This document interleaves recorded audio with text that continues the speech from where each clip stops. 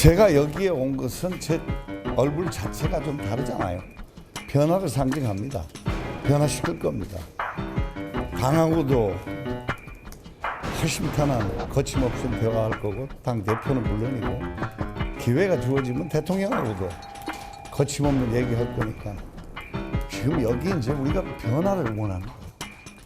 변화를 원합니다. 제가 여기 온 것은 거침없이 좀 망가져도, 좀 희생이 돼도, 여기서 굉장히 상처를 많이 받아도 최선을 다하겠습니다. 대통령께서 누누이 이야기는 하지만 저희들이 공천에 개입하고 당의 운영에 개입할 일은 없을 거예요.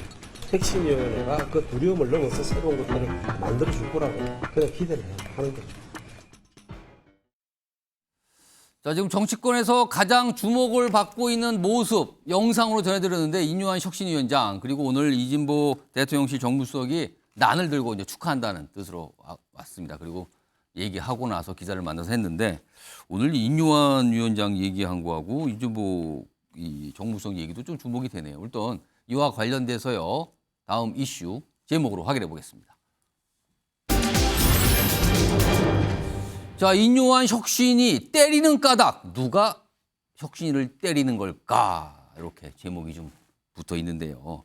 일단 요 내용 본격적으로 하기 전에 지금 얼마 전까지 대통령실 근무를 하시고 이제 나오신 이승환 전 대통령실 행정관 나와 계신데, 앞서서 인요한 위원장이 영상에서 지금 나온 게 대통령하고도 거침없는 얘기 좀 하고 싶다, 하겠다, 이런 의지, 그리고 이진복 수석은 대통령실이 당 운영에 개입하는 일 없다, 뭐 이런 얘기 화답을 한 것 같아요. 근데 이런 상황에서 여전히 주목받고 있는 게, 인요한 위원장이 얼마 전 언론 인터뷰 통해서 낙동강 하류 세력은 뒷전으로 물러낸다, 이런 얘기를 했거든요. 물론 이걸 수습하는 바람도 있지만 이게 굉장히 파장이 있었어요.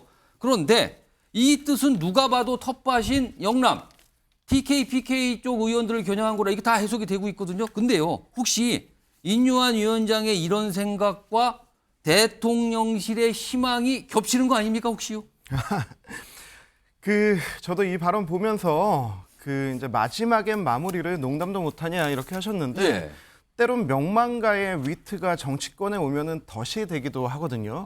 근데 이거를 좀 조기 예방주사 맞으신 게 아닌가 그렇게 생각합니다. 예. 대통령실의 기류는 제가 느끼기에는 예. 당은 당대로 생존법을 찾아야 된다. 이게 뭐 대통령실에서 뭐 이런 기준을 만들고 중진들을 어디 보내고 이러한 차원이 아니고, 예. 이제 당의 생존법을 당이 이제 찾아야 되는데, 그게 인요한 혁신위원장에게 거는 기대라고 봅니다. 이게 뭐 대통령실의 어떤 내심이나 이런 게 반영됐다고는 보기 어렵고요. 예. 그런데 다만 이제 여기에서 이제 움찔하고 계시는 또 의원님들 계실 거라고 생각합니다. 아마도요, 아마도. 네네네.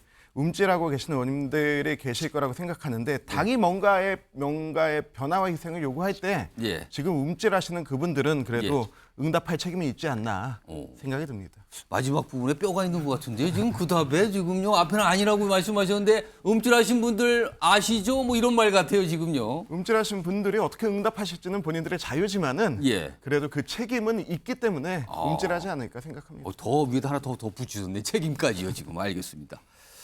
아무튼 최근에 좀 이 주목받은 발언이라서 그 관련 질문 드렸고요. 아까 제목과 관련된 누가 지금 혁신이를 때리는 까닭은 무엇인가, 이거였는데, 일단 오늘요, 지금 인요한 위원장이 혁신위원들 찾고 있거든요. 빨리 구성을 해야 돼요. 근데 이분은 거절을 했다 그러네요. 제안이 왔는데 들어보겠습니다. 제가 들어가서 김기현 대표 뭐 그냥 시간벌이하는 뭐 허수아비 혁신위원 같이 활동하게 될 위험성이 있는데, 저는 뭐 김기현 대표 시간 버는 어떤 허수아비 혁신위원을 할 생각은 전혀 없습니다. 허수아비 혁신에 저 그런 거 관심 없거든요, 이런 뜻이거든요. 이런 생각과 같은 맥락일까요? 김종인 전 비대위원장, 뭔가 혁신에 대해서 약간 평가절하 또는 혹평으로 들리는 얘기를 꺼내놓았습니다. 들어보시죠. 과연 한국 정치가 이 정도까지 타락을 했느냐 하는 이런 생각이 들었다고. 면표용으로다가 혁신위원회라는 것을 지금 만들어가지고 출발을 시키는데, 과연 혁신위원장을 누구를 시킬 거냐 해가지고 이 사람 저 사람 가지고 여러 가지 고민을 하다가 안 되니까 결국은 참 임요한 교수. 기상천외 발생을 해가지고서 김기현 대표뿐이 아니라 그 위에 대통령까지 있다 이런 얘기예요. 예. 그러니까 혁신위원회의 행동 방향이라는 것은 작을 수밖에 없어요. 예. 아니 무슨 한국 정치 타락했다, 기상천외하다, 뭔 행동 반경이 있느냐, 없다, 뭐 이런 얘기까지 꺼내놨거든요. 김성환 시사평론가 나와 계신데요. 김종인 전 위원장이 혁신위에 대해서 완전 평가절했는데 글쎄요, 왜 이렇게까지 얘기할까요? 일단 한국 정치의 냉혹한 현실을 누구보다 잘 알고 있다. 그걸 지적한 것이다 이렇게 생각하는데요. 예. 방금 전에도 인터뷰에 나온 것처럼 행동 반경이 얼마나 되겠느냐 이렇게 얘기를 했거든요. 그러니까 김기현 대표가 이번 선거를 보궐선거를 진두지휘했잖아요. 일단 물론 이제 그 뒤에 윤석열 대통령이 공천하는 과정이 있긴 했지만 그럼 선거에서 패배했으면 김기현 대표가 책임져야 되는데 갑자기 난데없이 국민적 인지도도 높고 또 한 분야에서 의료 분야에서 전문성을 가지고 있는 인사를 불러다 놓고 예. 일종의 얼굴 마담시키듯이 책임 전가를 하고 있는 것 아니냐. 아, 이것 자체가 책임 회피를 하려고 하는 한국 정치의 민낯을 그대로 보여주는 것 아니냐. 이런 부정적인 인식이 있는 것 같고요. 그러니까 더 중요한 것은 윤석열 정권에 대한 부정적인 평가가 너무 높다고 하는 점들을 오늘 인터뷰에서도 쭉 지적했더라고요. 근데 김종인 전 비대위원장은 그동안에 비대위를 맡을 때도 항상 얘기를 했던 거지만 예. 경제와 민생을 제일 중요하게 생각했습니다. 근데 윤석열 대통령 가치 이념을 계속 강조해 왔잖아요. 근데 김종인 전 비대위원장 한번 보십시오. 2011년 그때 그 박근혜 비대위 때 합류했을 때는 경제민주화 내세웠잖아요. 예. 그러니까 재벌 개혁을 화두로 내세워서 결국은 이제 대선에서 승리했단 말이에요. 3년 전에 그때 비대위 다시 맡을 때 따뜻한 보수 얘기했어요. 예. 그때도 또 혹시 경제하고 복지 얘기했거든요. 그러니까 이런 것처럼 이렇게 해야 중도 확장성이 있다고 생각을 하는데 윤 대통령은 정반대로 갔다. 예. 그리고 심판론이 너무 높은 선거에서 과연 이 정도 행동 반경을 가지고 있는 혁신위로 뭔가 쇄신하는 이미지를 만들 수 있겠느냐. 예. 나는 그거 안 된다고 본다. 이런 아주 냉정한 평가를 했다고 생각합니다. 자, 정태근 전 의원 나와 계신데 혹시 김종인 전 비대위원장이 뭔가 섭섭한 게 있는 걸까요? 아니면 이거 어떻게 이해해야 됩니까? 섭섭한 거보다도요. 예. 비대위원장으로서 최대의 전문가가 김종인 위원장 워낙 아니겠어요? 뭐 직업이 비대위원장 아니냐는 소리도 있었죠. 근데 이제 총선을 6개월 앞두고 지금 이제 타락했다라는 게 누구를 이제 지명해서 얘기하는 것이 아니라 예. 총선을 6개월을 남겨둔 상황에서 총선에 승리하기 위해서 면모를 바꿔야 되는데 예. 그것이 아니라 실질적으로 책임져야 될 사람들은 책임지지 않으면서 혁신위원회라는 걸 만들고 또 거기에서 혁신위원회가 정한 내용들을 최고위원회가 의결을 해야 되고 예. 그리고 지금 당의 관계는 대통령 눈치를 보는 관계고 오. 이렇게 한다라는 것은 실질적으로 애시당초부터 혁신을 할 의지가 없는 것이 아니냐. 예. 그렇기 때문에 이제 책임질 사람들이 책임을 못 진다라는 의미에서 예. 안 지고 있다는 의미에서 타락했다고 말씀을 하시는 거고요. 아마 이제 인용환 위원장에 대한 기대보다는 그러한 구조에 대한 문제가 더 클 텐데 아마 이제 인용환 위원장이 수락을 한 다음에 예. 처음에 통합 얘기했다가 또 뭐 마누라 아내 다 바꿔 예. 빼고 다 바꿔라고 얘기했다가 또 낙동강 하루 얘기하는데 예. 아마 이제 이분이 의사니까 나는 진단이 나오는 대로 무조건 당이 그것을 받아줘야 혁신위원장을 계속 하겠다. 이런 식으로 나왔으면 아마 김종인 위원장이 조금 평가가 달라졌을 거예요. 근데 그런 근데 조건을 지금 말은 정권이라고 하는데 오. 실제로 혁신위원회가 뭘 제대로 할 수 있을까? 그것 때문에 사실은 여러 사람들이 예. 고사하는 이유도 그것 때문이라고 봐야죠. 그러니까 김종인 전 위원장이 과거 여러 차례 비대위원장 맡았는데 그때마다 조건을 강하게 걸었거든요. 그리고 본인이 관철시키면서 비대위원장 자리에 올랐는데 나 때는 안 그랬는데 뭐 그러네요. 약간 이런 시각도 있는 것 같기도 합니다. 지금요. 일단 쓴소리를 굉장히 내놨어요. 그리고요. 김종인 전 위원장이 혁신위원회뿐만 아니라 이준석 전 대표와 관련된 내용도 약간 심상치 않은 소리를 꺼내놨습니다. 들어보겠습니다. 이제 이준석 대표의 경우는 지금도 내가 당의 대표까지 했는데 나를 이렇게 할 수 있느냐는 이런 생각에 가득 차 있어요. 딱 단절을 하고서 본인 나름대로 자기 정치를 앞으로 어떻게 할 거냐. 그러니까 어떻게든지 내년에 국회에 들어갈 수 있는 그런 방안을 강구하라고 나는 그렇게 권고를 했는데 예. 이제 본인이 아직도 거기에 대한 결심을 못 한 것 같아요. 뭐 여러 가지 방법이 있을 수 있어요. 비례대표. 비례대표도 출마? 아니고 뭐 어디 가서 뭐 자기가 적절히 좋다고 하는 데 가서 출마할 수도 있고 그런 거죠. 무소속으로 출마를 하든지 또 어떤 방법이 있을 수가 있어요. 내가 뭐라고 제안했는데 결단을 못 하더라. 그리고 본인의 정치를 위해서는 무소속도 가능한 거 아니냐. 그리고요, 그 발언 뒤에 끊기긴 했지만 대구도 가능한 거 아니냐. 뭐 이런 얘기까지 꺼내놨거든요. 정기랑 교수님. 왠지 이준석 전 대표 탈당이나 뭐 신당 만들려고 부추긴 것 같기도 하고요. 어떻게 들으셨습니까? 뭐 그렇게 들릴 수도 있겠습니다만 저는 예. 이제 오히려 그동안 그 김종인 위원장의 행보 메시지들 쭉 보면요. 예. 이분은 대단히 그 현실주의자 같아요. 그리고 어떻게 보면 복잡한 사안도 아주 단순화시켜서 예. 핵심만 짚어내는 뭐 그런 부분은 아마 그랬기 때문에 그런 역량을 가지고 있고 경륜이 있기 때문에 여야를 넘나들면서 아마 비대위원장도 예. 하시지 않았을까 이런 생각이 드는데 정치라고 하는 게 기웃기웃한다고 될 일이 아니다.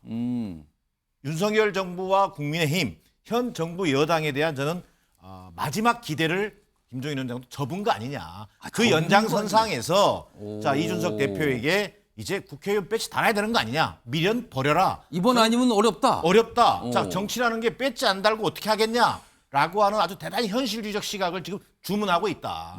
자 거기에는 저는 두 가지 배경이 있다고 보여집니다. 하나는 자 이번에 보궐선거 참패 이후에 국민의힘이 지금 혁신이 출범을 시켰습니다. 예. 자 그러나 지금 최근 나오는 여론조사 결과들을 보면은요, 국민의힘 지지층 과반 이상이 쇄신 노력이 부족하다. 이거 갖고는 안 돼. 예. 라는 평가를 하고 있습니다. 자 그런 평가도 김종인 위원장도 아마 그런 같은 선상에서 지금 국민의힘 윤석열 대통령의 어떤 변화 의지 제로구나 예. 라는 그런 판단이 하나 작용한 것 같고, 자 두 번째 저는 여전히 김종인 위원장이 그동안 뭐 금태섭 전 의원의 뭐 새로운 선택이나 예. 한국 정치에 있어서 30% 육박하는 소위 이른바 무당파 중도층을 예. 중심으로 한 신당 창당에 대한 어떤 상당한 의지를 피력해 왔었는데 그런 부분에서 어느 정도 본인이 역할할 때가 됐다라는 그런 판단 속에서 이준석 전 대표에게 강한 어떤 나름대로 정치적 돌파구를 예. 아마 주문하고 있는 것 아닌가 저는 이렇게 해석되어집니다.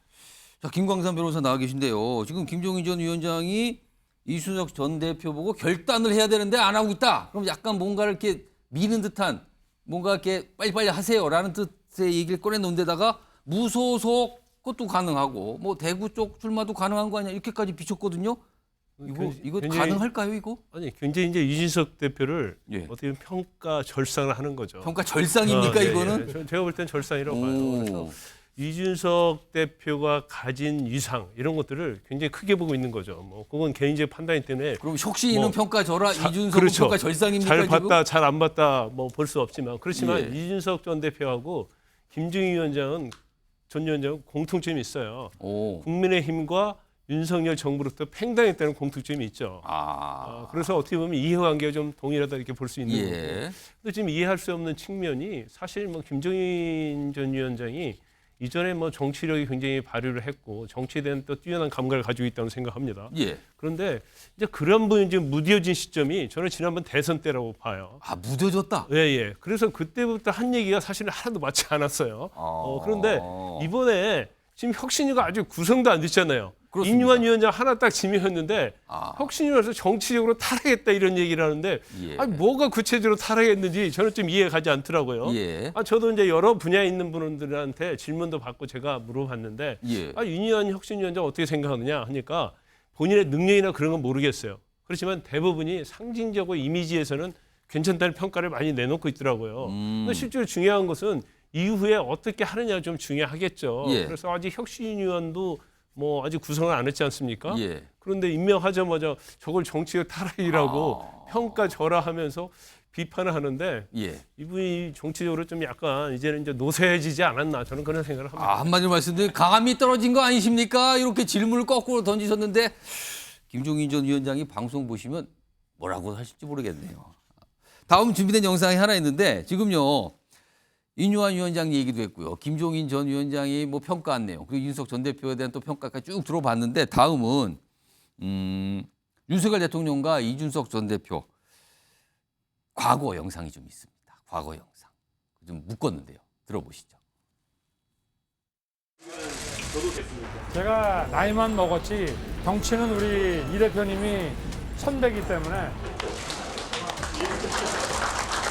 그게 언론에 리리즈되기 전까지 저한테 가짜는 얘기를 들은 적이 없어요. 못 들었기 때문에 이준석 패싱이고 두 번.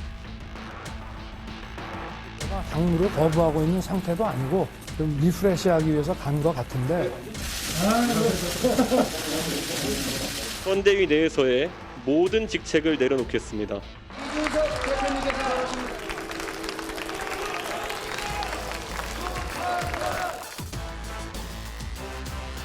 한쪽으로는 저에 대해서 하는 사람을 대통령 만들기 위해서 당대표로서 열심히 뛰어야 했던 제 쓰린 마음이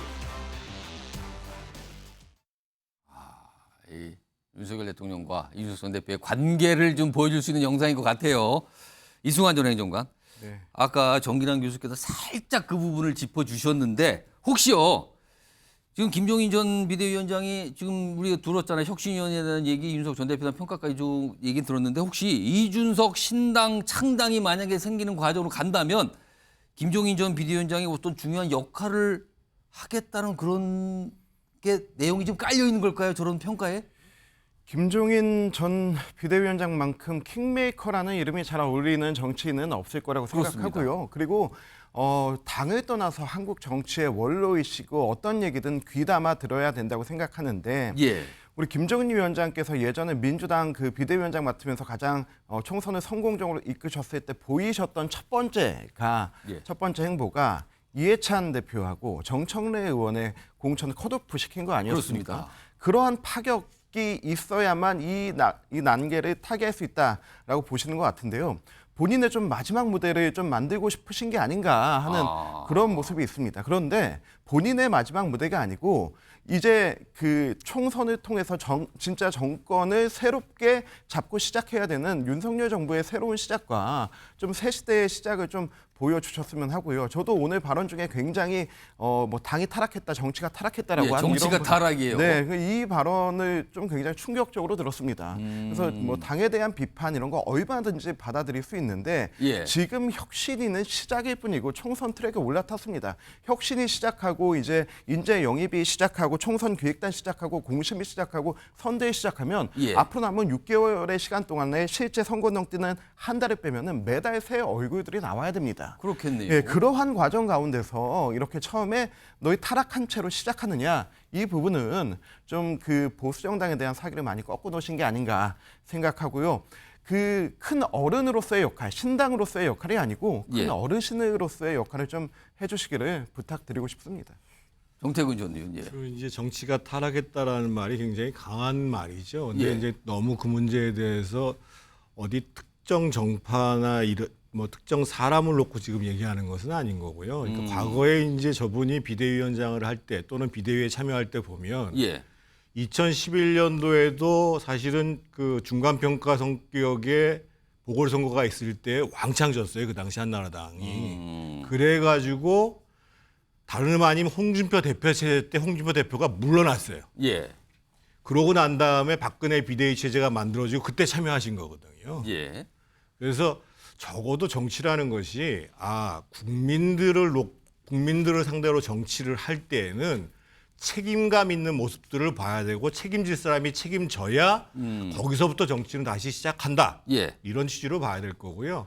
그렇다고 해서 지금 이제 김종인 위원장이 이준석 대표의 뭐 신당을 부추기는 듯한 발언을 하셨는지는 정확히 제가 알 수가 없는데 아마 이제 김종인 위원장이 보면 거의 다 1당이나 2당에서 사실은 역할을 하셨습니다.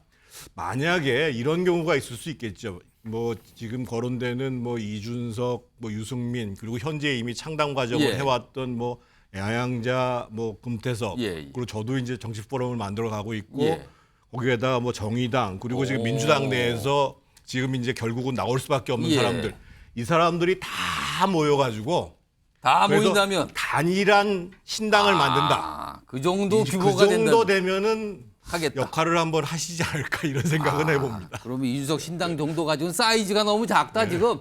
내가 하긴 좀 그건 작은데요. 뭐 이렇게 좀 보시는 것 같아요. 지금 신당 얘기가 조금 끝에 나왔잖아요. 근데요. 다운 준비된 이준석 전 대표의 목소리는 신당에 대해서 좀 지금보다 뭐가 구체적으로 설명을 하거든요. 우선 첫 번째 영상입니다. 보시죠. 당연히 배제하지 않고 가는 거죠. 그건. 적어도 제가 유승민 의원님은 상의하고 있지 않습니다. 이준석 중심의 신당은 전혀 근거 없는 당설입니까? 준비하고 있지도 않고요. 예. 그런데 제 입장에서는 배제하지 않고 있습니다. 준비는 안 하지만 배제는 안 한다. 이게 무슨 뜻입니까? 그럼 뭐 어떻게 된다는 거예요? 그런데 이 정도까지 나왔어요. 준비는 하지만 배제하지 않고 있다는 반복해서 지금 2번 얘기했잖아요. 배제하지 않는다. 그러면 여차하면 가능할 수도 있다는 뜻이 되는 겁니다. 그런데 얼마 전까지 발언과는 상당히 다릅니다. 자, 그럼 얼마 전 발언 등장합니다. 보시죠. 그리고 집에 지금 나쁜 사람들이 들어와가지고 계속 거기서 난장판을 치고 있는데 그거 제거하는 게 우선이지 거기다 대놓고 그러면 무슨 조언을 합니까? 지금 집에 불 나가지고 불 타고 있는데 불부터 꺼야죠 지금. 지금 반란군이 들어와서 집 다 무너뜨리고 있는데. 헤어질 결심이라는 이야기. 저는 헤어질 결심 하지 않았습니다. 그러니까 오늘 배제하지 않는다는 거하고 헤어질 결심 안 한다. 그리고 지금 당을 뭐 수습하는 게 뭔지 무슨 소리입니까 지금? 이거 좀 결이 다르거든요. 이거를 어떻게 봐야 되나? 김광선 변호사? 이게 얼마 전에 눈물의 기자회견을 할 쯤만 해도 헤어질 결심 없다라는 걸 강조했단 말이에요. 근데 이거 입장이나 상이 바뀐 걸로 보이십니까 지금? 근데 정치는 워낙 생물이라서요. 예. 경우에 따라서는 정치인들의 특징은 이득을 위해서 이제 수단과 목적을 방법을 가리지는 않아요. 근데 생물치고 너무 짧은 기간에 잘한 거 아닙니까 지금? 이제 짧은 기간에만 변화가 좀 있다고 보이는데 저는 눈물의 기자회견할 때 이 마음속에 뭐 신당이 됐건 무소속이 됐건 국민의힘을 떠나야겠다는 그러한 생각을 하고 기자회견을 했을 거라고 봐요. 그게 최소한 신당까지 모르겠지만 탈당 정도는 분명히 생각한 거다. 그렇죠. 직격을 했잖아요. 대통령 직격했잖아요. 국민의힘 직격하고 그러면 저 상태에서 과연 국민의힘에 남아있을 수 있겠습니까? 그럼 본인은 어느 정도 이제 그런 생각을 한 거예요. 그렇지만 그거 자체를 갖다 노골적으로 하기에는 명분이 없어요. 탈당을. 그럼 탈당을 위한 뭐 탈당 이후에 신당을 만들 수도 있고 안 만들 수도 있지만 탈당을 위한 명분은 이제 축적 과정이라고 저는 그렇게 봅니다. 그래서 사실 뭐 이준석이랄지 천하용인으로 우리가 대표되는 이준석계라고 통하죠. 그렇죠. 보통? 이준석계 입장에서 보면 지금 혁신위 자체를 굉장히 눈여겨 보고 있을 거예요. 물론 이제 혁신위가 성공한 사람은 별로 없지만 만에 하나라도 저런 혁신위에 어떤 성과가 있으면서 국민의힘 지지도나 윤 정부의 지지도가 올라가면 그것은 이준석 전 대표한테는 치명적이 되는 거죠. 그러면 탈당이랄지 신당을 만들 수 있는 명분이 되지 않는 거예요. 그렇기 때문에 본인 입장에서는 뭐 혁신이 이렇게 잘 되기를 바라지는 않을 것이다. 저는 개인적으로 봐요. 속으로는 혁신이 잘 되는 건 별로라고 생각할 것 같다라는 분석까지 나왔어요. 이제까지 어떤 비판이나 비난이 정말 국민의 힘을 위한 것이었다고 한다면 혁신이 잘 되기를 바라는 게 맞죠. 그리고 혁신이가 어떻게 혁신가를 지켜보겠다 이렇게 가야 하는데 사실 거기에 대한 언급이 없거든요. 그거 자체는 사실은 어떤 국민의힘이 잘못됐을 때 자기의 유상이 높아지고 경우에 따라서 신당 안 만들어도 국민의힘이 자기에게 콜을 할 수밖에 없고 이제 그런 상황을 이준석 대표는 기다리다가 그게 아니라고 한다면 이제 딴 길을 가를 수 있다라는 것을 지금 머릿속에 두고 있다 이렇게 봅니다. 정기환 교수님, 이준석 전 대표의 이 가슴 속에 마음 속에는 지금 탈당, 신당 막 이게 꿈틀꿈틀 잘하고 있습니까? 어떻게 보세요? 저는 그럴 거라고 봅니다. 근데 이게 오버랩 되는데요. 오늘 이제 김종인 위원장 아까 언급됐지 않습니까? 김종인 비대위원장 미련을 버려라. 라고 하는데 이준석 전 대표 신당 창당 관련해서 한 발 내딛는 발언을 한 거라고. 배제 안 한다. 배제 안 한다는 얘기는 한 발 더 나온 거예요. 자, 얼마 전 재보선 참패 이후에 이준석 대표가 소위 눈물의 기자회견을 했습니다. 저는 마지막 사실상 이별 통보였다고 보여집니다. 자, 그리고 또한 이 혁신위에 대해서도 자, 보궐선거 참패 이후에 혁신위 구성은 무늬만 혁신이고 이건 말 그대로 김기현 이기 체제를 그냥 봉합하겠다라고밖에 안 되는 그런 평가가 이미 끝난 것 아니겠느냐. 그런 맥락에서 본다면 벌써 이제 찬바람 불기 시작했습니다. 자, 총선 6개월 전 임박해 갑니다. 더 이상은 머뭇거릴 수 없는 상황으로 가고 있다. 자, 그런 맥락에서 한 발 더 내딛은 걸로 봐야 될 것 같고요. 자, 그리고 만약에 이준석 전 대표가 실제 어떤 결심을 하게 된다면 20대, 20, 30대, 그다음 중도층, 수도권에는 저는 상당한 파괴력을 보일 가능성이 있다. 그것은 여야 막론하고의 문제다. 그런 맥락에서 이준석 전 대표에 대한 호불호를 떠나서 이준석 대표의 신당 창당 의지는 한 발 앞서 나가고 있는 상황으로 보여집니다. 자, 그럼 전제 가정을 해보겠습니다. 지금 정기랑 교수님의 분석처럼 한 발 앞서 가고 있다 신당 쪽으로. 자 그걸 전제로 하게 되면 다음 목소리는요. 그런데요. 그게 잘 될까요? 이렇게 또 보시는 분이 있더군요. 들어보겠습니다. 이준석 대표의 가치는 비교적 올드하다고 느껴지는 국민의힘이 있기 때문에 대조가 되는 겁니다. 나가서 이준석 대표만 있는 신당을 만들면 네. 그건 컬트 정당이 될 거라고 생각합니다. 컬트 정당. 김성환 평론가도 혹시 컬트 정당이 될 거라고 전망하십니까 혹시? 글쎄요, 뭐 부정적으로 평가하면 컬트 정당이라고 얘기할 수 있겠지만 한국에 아주 공고화되어 있는 양당 구도를 어떻게 깨느냐, 예. 그 게임으로 인해서 한국의 정치 다양성을 추구할 수 있다고 하면 그것 자체로 의미가 있다 이렇게 반론을 제기하실 분들은 뭐 적지 않을 거라고 생각하는데요. 저는 이준석 전 대표는 굉장히 독특한 정치인이라고 생각해요. 예. 포퓰리스트이자 나름의 어떤 보수적 가치관을 갖고 있는 정치인이에요. 보수 가치 플러스 포퓰리스트. 네. 오. 그러니까 그동안에 보수 진영 내부에서 매기 역할을 해왔어요. 예. 우는 장면 많이 보시지 않았어요. 예. 그리고 대선 기간 동안인데 대선 후보하고 막 맞짱 뜨고 막 뛰쳐나가요 당을. 나가기도 하고 막 울기도 하고 자주 그랬어요. 막 흔드는 거예요. 이게 이준석의 존재 가치거든요. 그러니까 막 흔들어서 기득권화돼 있고 지나치게 극우 쪽으로 쏠려 있는 국민의힘을 어떻게 해서든 변화하는 정당의 모습으로 이준석 전 대표는 그래도 만들어 온 측면이 있단 말이에요. 그러니까 이준석 전 대표의 존재감은 그것이기에 예. 지금도 자기는 계속 흔들고 싶은 거예요. 그리고 그게 흔들릴 수만 있다고 하면 국민의힘에 남고 싶은 거예요. 예. 저는 아직까지는 결심하지 않았다고 생각해요. 예. 그런 면에서. 그러니까 계속 흔들면서 존재감을 드러내고 하되 근데 지금 아무것도 남아있지 않은 빈털터리가 돼버렸잖아요. 근데 정치 현실이라고 하는 건 그냥 그대로 정치를 할 수는 없는 상황이니까 어느 순간에 몰려가면 최종적으로는 현실 정치를 뛰어들 수밖에 없는 상황이 된다라고 하는 걸 끊임없이 신호를 발신하고 있는 것이다.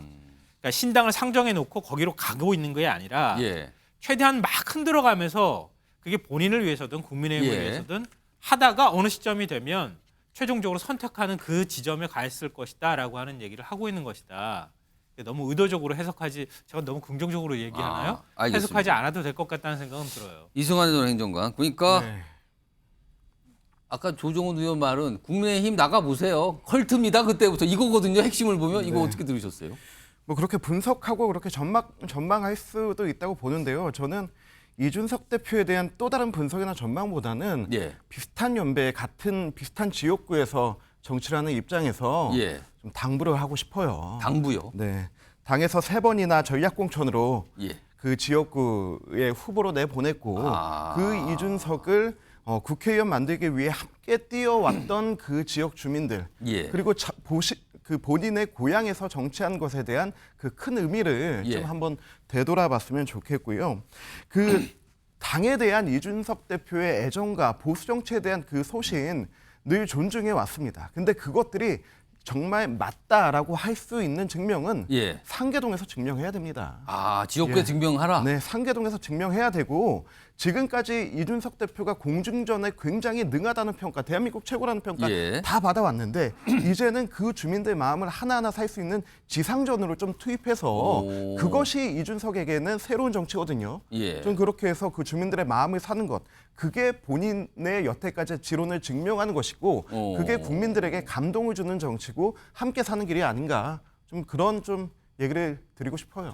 정태근 전 의원. 그러니까 하늘에서 있지 말고 땅으로 좀 내려오세요. 이 얘기를 하셨는데 아무튼 평가해 주시죠. 어떻게 들으셨습니까? 다 전체적인 지금 상황에 대해서. 불가능을 가능토록 만드는 게 정치입니다. 예. 그래서 더더군다나 이제 총선이 6개월이 남았는데 한국 정치가 어떻게 갈지는 아무도 모르는 거고요. 그러니까 이준석 전 대표 혼자서는 뭐 그렇게 이제 획기적인 가능을 열기는 어렵더라도 아마 이제 지금 대한민국의 양당 구조를 넘어서야 된다라고 생각하시는 많은 유권자들이 존재하는 속에서는 예. 이준석 대표가 스스로 이전의 모습과는 다른 형태로 변화하면서 예. 그야말로 최대 연합의 정치를 하려고 그러면 이제까지는 주로 이제 부딪히는 정치를 예. 했잖아요. 그러면 이제 다른 가능성이 열릴 수도 있는 거고요.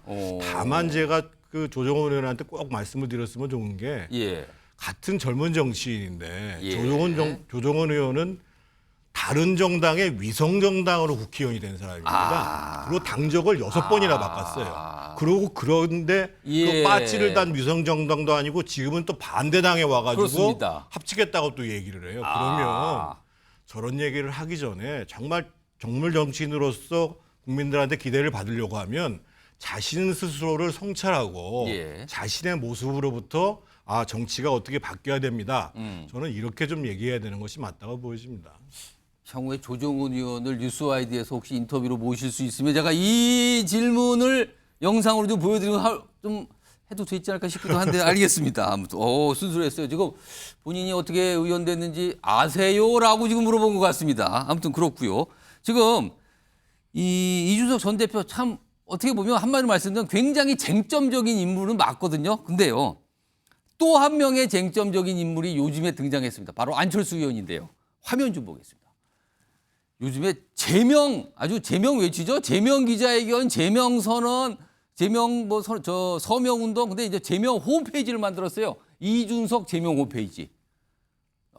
홈페이지 개발했다. 이 뜻은 저 IT 쪽에서 일했거든요. 이거 있는 것 같은데. 그리고 로그인 없이 누구나 참여 가능합니다. 라면서 서명 운동 홈페이지 주소를 게시했습니다. 본인의 SNS에 올리고 이걸 공개했어요. 그런데 다음 화면 좀 보겠습니다. 이게 무슨 소리입니까? 이준석 전 대표가 안철수 의원이 만든 저 본인 제명 홈페이지를 딱 보더니 근데 홈페이지에 버그 있거든요. 그러니까 뭐 잘못됐다는 거예요. 속히 수정하세요. 뭡니까? 버그요? 뭐가 버그가 있다는 거죠? 그거 좀 보겠습니다. 여기 보면 저 옆에 보면 동의 비동의 있잖아요. 동의를 누르면 다시 앞에 거 다 화면 좀 보겠습니다. 네. 이게 동의를 보면은 동의를 누르면 돼요. 근데 밑에 비동의를 누르면 동의까지 같이 눌러진대요. 버그가 있답니다. 이거를 이준석 전 대표가 콕 집어서 뭡니까? 버그 있는데 바로 고쳤답니다. 그래서 이게 또 뭡니까? 안철수 의원이 약간 좀 만들었는데 구겼거든요.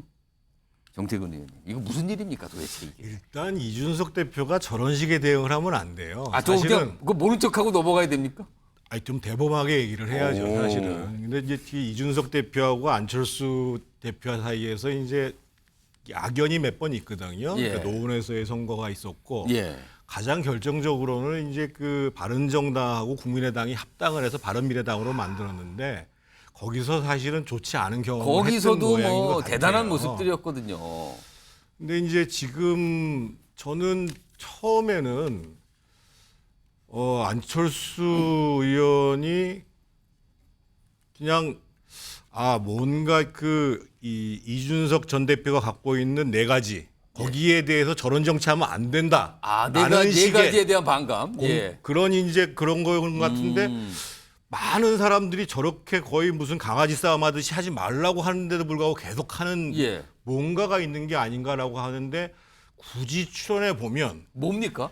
지금 국민의힘 내부에서 이준석이라는 전 대표가 전혀 도움이 안 된다고 생각하시는 분이 꽤 있거든요. 그분들을 염두에 두고 다음에 예를 들면 선거 국면에 있어서 내가 역할을 하겠습니다. 그런 부분들에 대해서 뭔가 간접, 예를 들면 저희가 우리 그 당구 칠 때 뭐 3쿠션 이렇게 얘기하잖아요. 그래서 그런 게 아닌가 싶을 정도로 조금 너무 나가고 있어요, 지금요. 그러니까 본인이 어떤 실수한 말에 대해서 트집을 잡았다 이거죠. 그러면서 제명하라는 얘기를 외치고 기자회견하고 서명운동하고 이제 홈페이지까지 만들었는데 버그가 있었습니다. 이게 참 다음 준비된 영상이 하나 있거든요. 여기 평가가 좀 들어있거든요. 들어보겠습니다. 일단. 본래 자기 철수를 잘하는 철수 전문가예요. 그런데 이번에는 타인 철수. 굉장히 헝그리, 급해졌구나 이런 생각을 느껴요. 그렇기 때문에 좀 오바를 하는 것 같은데 어떻게 됐든 안철수 다워야 되는데 그렇지 않다. 저는 그렇게 봐요. 안철수 의원의 그 새로운 지지층 찾기 어떤 그런 행보다라고 생각해요. 그래요? 본인의 줄어든 그런 지지나 영향력이나 이런 부분들을 결국 국민의힘의 전통적 지지층, 특히 그중에서도 이준석 대표를 싫어하는 지지층을 통해 가지고 좀 보충하려고 하는 거 아닌가. 저는 그런 부분이 깔려 있다고 생각이 듭니다. 정기영 교수님, 여기서 나올 수밖에 없는 질문이 안철수 왜입니다. 안철수의 조급함과 정치적 아마추어리즘이 빚어낸 저는 뜬금없는 행보다. 삼선 아닙니까? 삼선임에도 불구하고 대단히 아쉽지만 여전히 정치 IQ는 잘 크게 발전하지 않으신 것 같아요. 아, 정치 IQ가 안 늘고 있다 지금. 안 늘고 있어요. 대단히 안타까운 일이죠. 이 홈페이지 제목이 뭔지 아십니까? 예. 안철수의 혁신, 이준석 제명운동이다. 왜 갑자기 이재명? 깜짝 놀랐습니다 지금. 이준석하고 제명하고 붙어서 읽다 보니까. 예예. 아, 이준석 제명을 알겠습니다. 이준석 제명운동이다. 이런 나는 정치가 어떻게 국민의힘 내부에서 진행되고 있는지에 대해 대단히 안타깝다는 생각이 들고요. 저는 조급한 말씀드렸잖아요.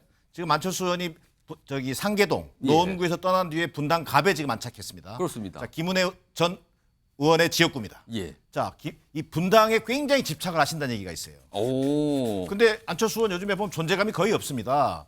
뭔가 어떤 본인의 어떤 지역구 사수 또 나아가서 좀 전에 우리 정태훈도 잘 말씀해 주셨습니다만 전통적 지지층에 뭔가 소구하고 싶은 욕심 이런 조급함이 지금 앞서 있는 거 아닌가.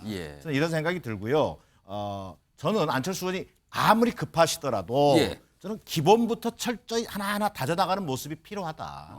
그걸 좀 충고를 좀 드리고 싶어요. 자, 안철수 의원이 지금 더 심각하게 받아들여야 했거든요.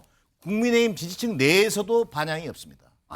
국민들 내에서도 큰 반향도 없습니다. 저런 뜬금없는 행보를 왜 계속 하시는 겁니까? 그런데 결국 받아들인 게 뭡니까? 오늘 경실련이 발표했습니다.